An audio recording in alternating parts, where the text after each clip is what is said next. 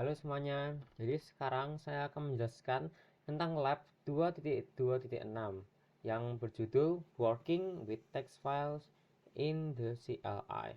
Nah, untuk objektif dari lab ini adalah kita akan mempelajari dan lebih mengenal Linux command line, text editor, dan configuration files.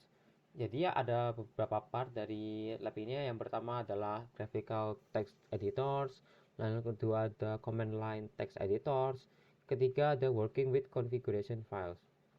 Untuk resource yang harus ada adalah security workstation virtual machine yang sudah ada sebelumnya. Oke, jadi untuk instruksi pertama kita akan bekerja menggunakan text file di Linux. Jadi kita harus familiar tentang text editornya. Nah, jadi text editor adalah salah satu kategori tua dari aplikasi untuk membuat sebuah komputer. Linux sebagai operating system memiliki berbagai text editor yang memiliki banyak fitur dan fungsi-fungsinya. Nah, beberapa text editor ini punya graphic interface. Dan ada beberapa yang hanya dipakai via command line saja.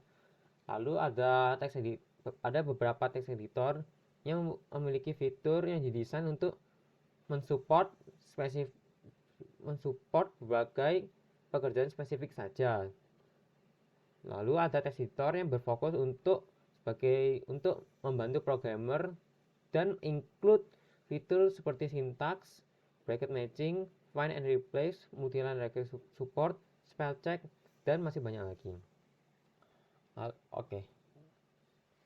Untuk menyimpan space dan memiliki virtual machine yang tetap lincah, Cisco CyberOps Workstation VM hanya include site saja sebagai graphic text editor aplikasinya. Site itu simple, kecil, dan cepat. Oke, jadi untuk menjalankan graphical text editor dengan site ini, yang pertama step 1 adalah open site from the GUI. Oke, kita buka saja. Yang pertama adalah kita harus login ke dalam CyberOps atau bagian analis ini. Kita tinggal menuliskan passwordnya CyberOps ini ke akunnya. Kita tunggu saja. Lalu di bagian top bar kita akan mencari bagian aplikasi CyberOps dan site untuk melaunching site text editor. Nah, untuk ini kita perlu masuk ke bagian sini. Lalu kita mencari site text editor. Nah, di sini yang ada titiknya, kita buka saja. Jadi, site ini simple dan tapi memiliki beberapa fitur-fitur yang penting seperti tab environment, syntax highlighting, dan masih banyak lagi.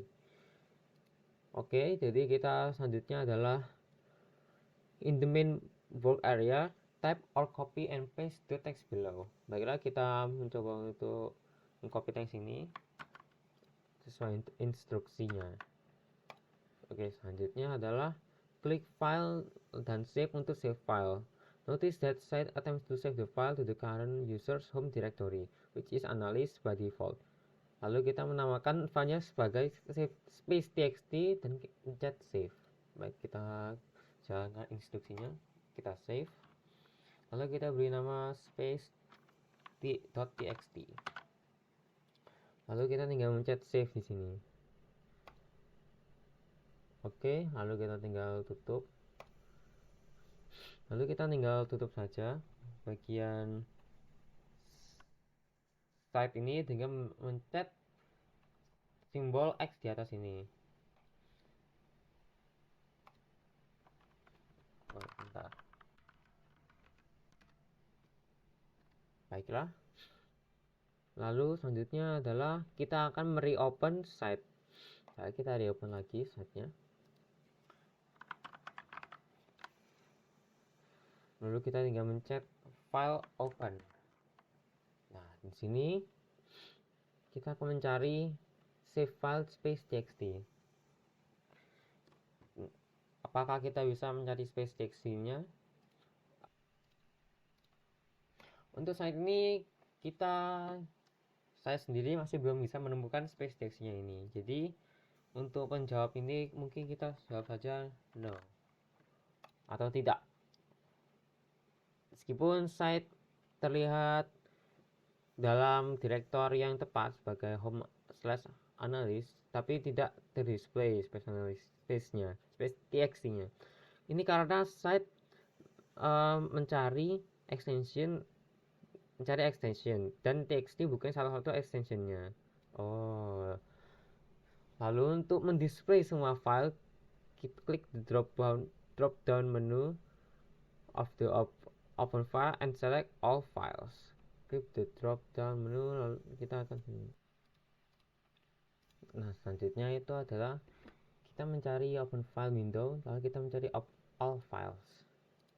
Nah di sini kita mencari bagian files ini.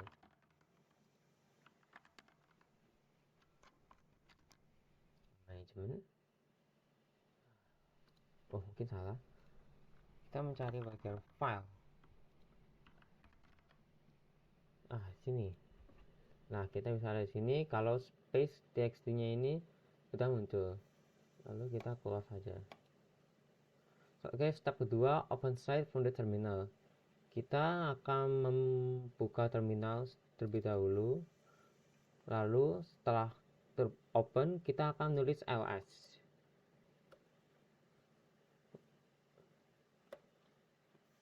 Nah, kita bisa di sini kalau space txt ada di dalam list ini. Yang berarti kita tidak perlu memprovide path information untuk membuka file ini.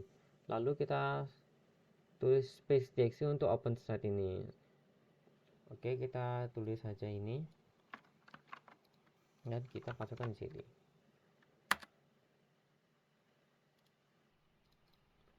Oh, mungkin saya salah tulis ketik sini. Kita harus menulis site terlebih dahulu, lalu kita menulis space.txt-nya. Kita harus sama karena kita ada typo di sini, jadi tidak, kita lanjutkan saja. Nah, kita bisa lihat di sini, kita bisa langsung melihat kalau dengan menggunakan terminal saja kita bisa menemukan space txt ini. Notice that while site is open and forgotten, the terminal window is to launch it is still open and black color. In addition, the terminal used to launch site no longer displayed from West the prompt is no longer displayed in the terminal. Kita lihat jawabannya karena terminal running site dan kita tidak bisa menerima komen sama sekali. Oh, jadi di sini tidak ada tulisan hijau-hijaunya ini lagi dan tidak bisa menerima komen sama sekali. Lalu untuk close instance kita hanya tinggal klik bagian X ini saja, atau switching the focus kita akan kembali ke terminal dan mengklik Ctrl C saja. Nah, kita bisa lihat sendiri kalau space.txt nya tadi sudah keluar dan terminal akan berjalan dengan lancar lagi. Lalu yang ke part 2 ada command line text editor. Nah, selanjutnya untuk bagian part 2 yaitu command line text editor. Nah, jadi selama web graphical text editor gampang dan mudah digunakan, command line text editor sangat penting di Linux komputer. Keunggulan utama dari command line based text editor ini adalah mereka mengizinkan untuk text file editing dan remote shell dan dalam remote komputer. Nah, jadi untuk menjalankan ini ada beberapa step-stepnya. Yang pertama adalah in the terminal window type nanospace.txt dari file yang kita buat dari part satunya. Oke, kita tinggal buka terminal. Lalu di sini kita bisa melihat ini adalah komennya yang akan kita copy dan kita masukkan ke dalam terminal ini. Kita masukkan terlebih dahulu. Lalu nah di sini nano akan melaunching dan secara otomatis akan meload space.txt-nya. Nah, di sini itu mungkin terlihat kalau bagian teksnya ini tidak terlihat dengan baik karena hal yang sebelumnya ada memiliki banyak sekali baris, namun saya sekarang hanya satu baris saja dan nama dari penulisnya. Nah, ini karena teks di-create tanpa return karakter dan line wrapping tidak dinyalakan. Secara awal, Nano akan mendisplay satu baris teks dengan panjang. Nah, kita akan menggunakan home dan end di keyboard kita untuk secara cepat menavigasi dari awal ke akhir dari baris ini. Nah, kita coba dulu. Kita akan mencet bagian home. Nah, di sini kita akan berada di awal kalimatnya, lalu kita mencet tombol N. Bentar. Lalu kita mencet tombol N. Nah, di sini seharusnya itu kita bisa masuk ke bagian N atasnya. Kita coba lagi. Nah, di sini kita bisa lihat bagian akhirnya dari baris ini. Nah, selanjutnya adalah karakter apa yang digunakan Nano ini untuk merepresent line yang akan continue sampai keluar dari barisnya. Nah, bisa di sini kalau simbol jika melewati lebih dari baris yang ada di teks ini adalah simbol lebih besar dan lebih kecil. Kita masukkan saja. Nah, yang terakhir ada bagian Ctrl X untuk action Nano. Kita mencet dulu. Nah, kita akan melihat kalau Nano akan menanyakan apa kita ingin men-save atau tidak. Kita tinggal mencet Y jika kita ingin di save. Oke. Nah, itu selanjutnya adalah mengontrol Nano, kita bisa menggunakan Ctrl Alt Escape atau Meta Key. Oke. Selanjutnya adalah part 3. Dalam Linux semua di treat sebagai file, termasuk memori, disk atau SSD-nya, output dari monitor, dan file dan directory lainnya. Berawal dari operating system standpoint, everything is a file. Ini kita tidak perlu kaget karena sistem sendiri juga dikerjakan melalui sebuah file. Nah, hal ini disebut dengan configuration files. Mereka biasanya sebagai text file yang digunakan di berbagai aplikasi dan berbagai service untuk store adjustment dan settings untuk aplikasi spesifiknya. Nah, menggunakan dengan permission level dapat menggunakan text editor untuk mengubah konten dan seperti configuration files. Setelah perubahan dibuat, semua file yang telah di-save akan digunakan di aplikasi yang related dengan filenya itu. User akan secara spesifik tahu bagaimana mereka ingin memberikan pada aplikasi atau sebuah service untuk bersikap. Nah, untuk menjalankan ini, service dan application, kita akan mengecek konten dari beberapa konfigurasi spesifik, mulai dari files untuk mengadjust sikap dari file ini secara berurutan. Yang pertama adalah locating configuration files. Yang pertama kita akan menggunakan ls di command to list all the files in the home directory. Oke, kita matikan ini saja, lalu kita buka terminal lagi. Kita tinggal menulis ls dan kita bisa melihat, oh sebentar, kita harus ls -1 sama seperti ini. Kita klik, kita tunggu sebentar, hasilnya akan keluar. Nah, setelah menunggu, kita akan melihat hasilnya seperti ini.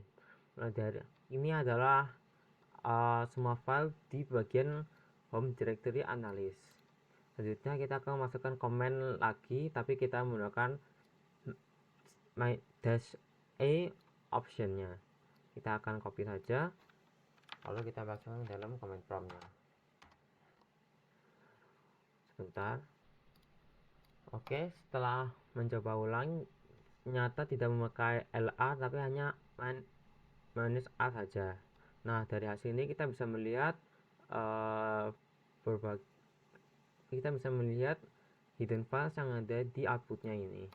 Lalu selanjutnya ada step C, kita akan menggunakan cat command untuk mendisplay konten-konten di bagian file bash.rc.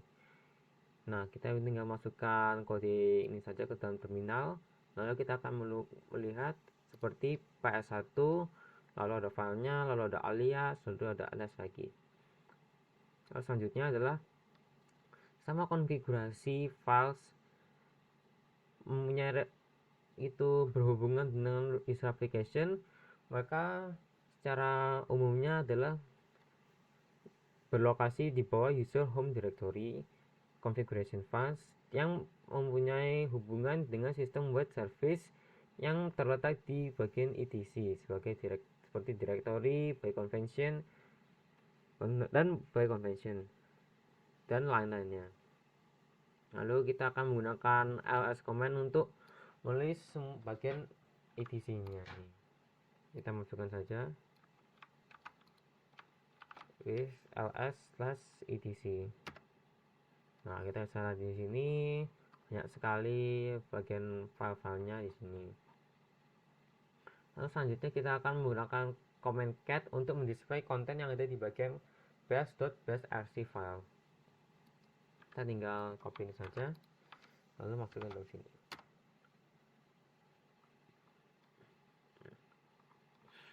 Kita bisa lihat di sini hasilnya if not running interactively don't do anything, ini sama ya, kita bisa lihat hasilnya sama semua. Lalu selanjutnya sintaks bash.brc ini keluar dari scope-nya. File ini mendefine kalau sifat utama dari shell untuk semua user. Jika user ingin menggunakan secara custom dalam shell behaviornya.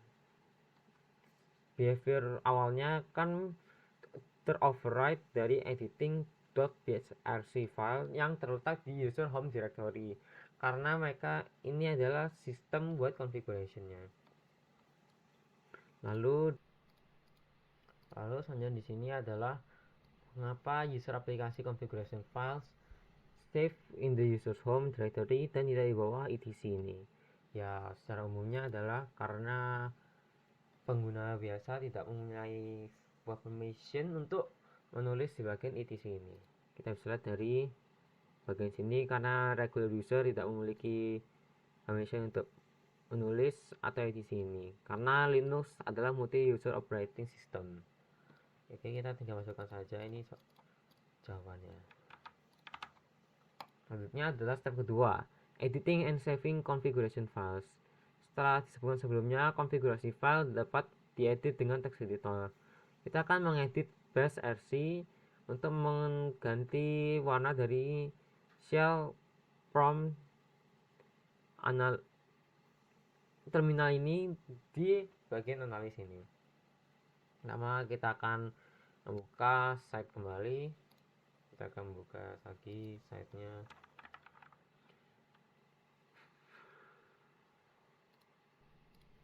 Nah, karena saya tidak menemukan bash.rc di site, kita edit saja di terminal.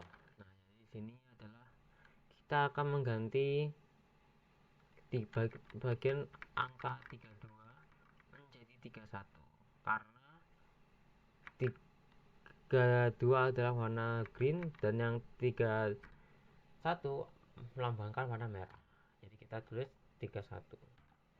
Lalu kita tinggal save di sini saja. Sebentar. 31. Lalu kita tinggal mencet exit. Nah, sebentar. Nah, kita masih melihat kalau terminalnya masih berwarna hijau. Kita matikan dahulu, lalu kita buka terminal. Bisa lihat di sini kalau warnanya berubah menjadi merah. The terminal window which was already open also change color from green to red.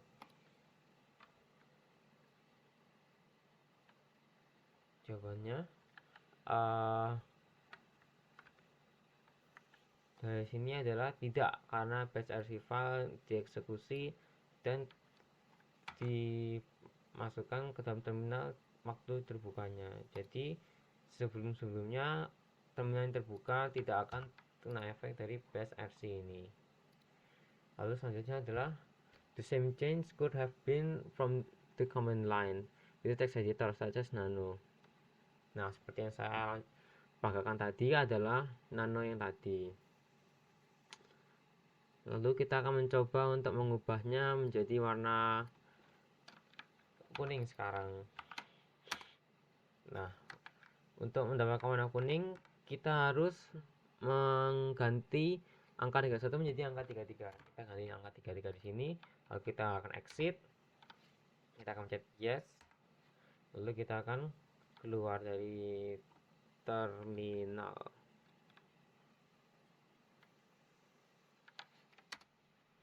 Kita akan keluar dari terminal, lalu kita masuk lagi. Kita bisa melihat kalau ini berwarna kuning sekarang. Step ketiga, mengedit konfigurasi file untuk service. System-wide configuration files are not very different from the user application files. Nginx is a lightweight web server that is installed in the Cisco CyberOps Workstation VM. Nginx can be customized by changing its configuration files, which is located in etc/nginx. Oke, kita akan membuka awalnya ini dari nano. Kita akan memakai kode ini, lalu kita akan masukkan dalam sini. Lalu sini adalah kita harus menulis passwordnya untuk analis ini. Kita akan nulis CyberOps. Nah, misalnya sini hasilnya hampir sama dengan yang telah ada di bagian sini, mulai dari HTML, web processes, error log, events, workload connection, HTTP, include, dan masih banyak lagi sampai bagian terakhirnya, bagian needs proxy. Oke, selanjutnya selama konfigurasi ini memiliki banyak parameter, kita akan mengkonfigurasi hanya dua saja, mulai dari port nginx dan direktorinya.